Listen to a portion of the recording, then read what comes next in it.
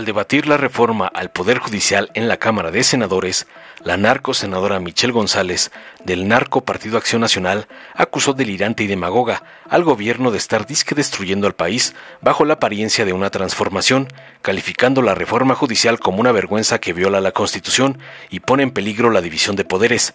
Espetó que esta reforma busca someter el Poder Judicial al control del Ejecutivo, lo cual, según sus delirios, daría lugar a una dictadura, afectando la inversión económica y la protección de los derechos ciudadanos. Finalmente instó a los senadores a defender a la patria y evitar la tiranía, apelando a la unidad y la legalidad, concluyendo su ridícula cantaleta. Tras oír las sandeces y falacias de otra imitadora de la meretriz Lili Téllez, la senadora Verónica Camino de Morena le respondió contundente acusando a la narcooposición de corrupción y señaló que las críticas del PAN encubrían prácticas ilegales que ya habían implementado en Yucatán. Narró cómo el gobierno panista en ese estado había manipulado al Poder Judicial al remover magistrados, reducir los votos necesarios en el Congreso para nombrar jueces y beneficiar a una élite cercana al narcopartido. Camino además defendió tajante la reforma judicial de Morena como un esfuerzo por asegurar que todo el sistema judicial sea honesto y digno, concluyendo con un llamado contundente a apoyar la reforma para garantizar la justicia y la democracia para el pueblo, cerrándole así la bocota a la nueva Lili. Veamos enseguida cómo una imitadora de Lili Téllez es destruida por la valiente senadora Camino por atacar la reforma judicial de AMLO, como le mandó su padrote, el narcoampón Claudio X. Con su venia, presidente, la patria es primero. Y hoy estoy aquí frente a ustedes para defenderla de este régimen opresor y vengativo que busca someter la República al mandato de una sola persona. Y esto que llaman Plan C no es una transformación, es la destrucción del país. Y lo digo con fuerza y determinación. Que no quede duda que las senadoras y senadores que sí dimos la cara por México, que sí escuchamos, somos de una sola pieza.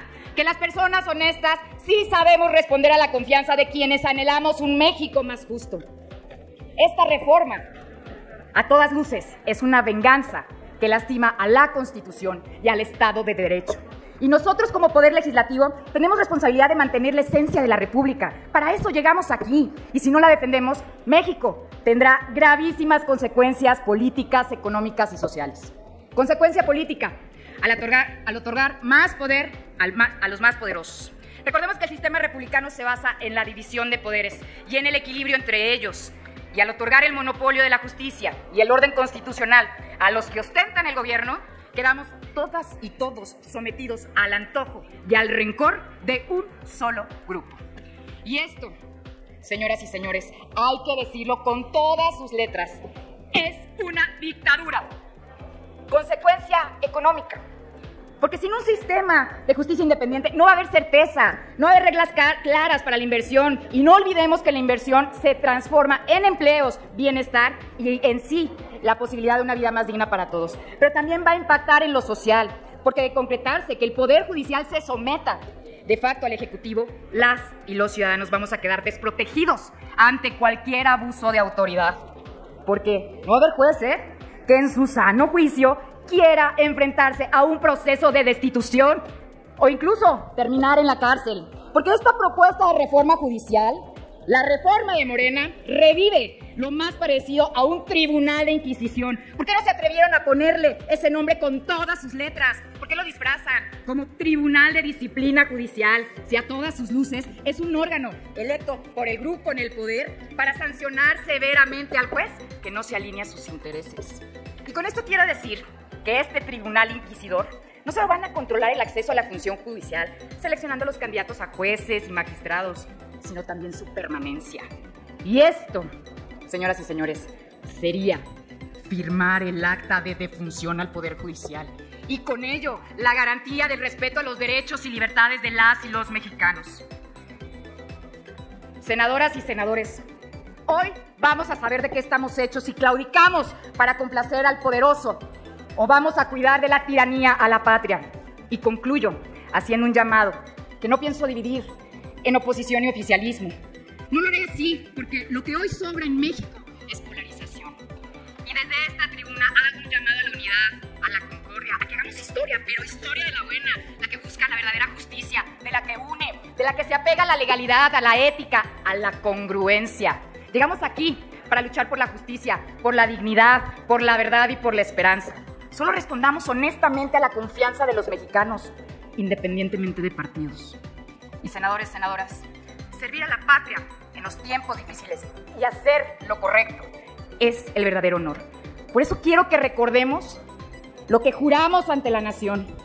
Bandera de México, legado de nuestros héroes, símbolo de la unidad de nuestros padres y de nuestros hermanos.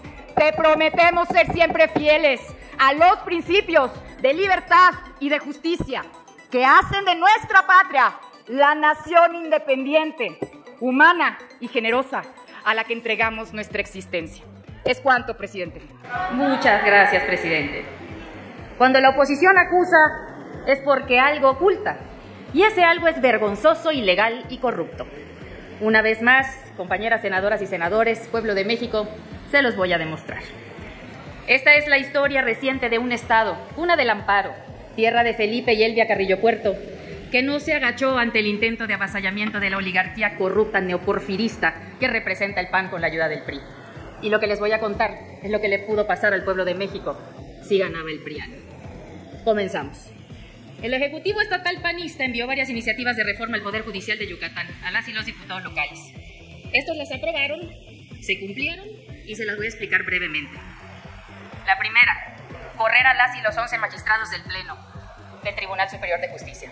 Aceptaron irse 9 y 3 se defendieron con altura, desde lo jurídico, sin politiquerías. Ministros y ministras de la Corte deberían de aprender de las magistradas Leticia Cobá, Ingrid Priego y del magistrado Rubén Ruiz. También aumentaron el número de 11 a 15 magistrados. Aumentaron el presupuesto del tribunal y no a los juzgados, ni dándoles mayores salarios a los trabajadores que están saturados y no son lo suficientes. Y además, para nombrar a esos magistrados, ¿qué creen? Redujeron los votos necesarios en el Congreso. Ya no se nombraban con las 2/3 partes. Ahora también se nombraban con la mayoría simple. ¿Qué tal? Bien hipócritas y malos demócratas. Eso es lo que son.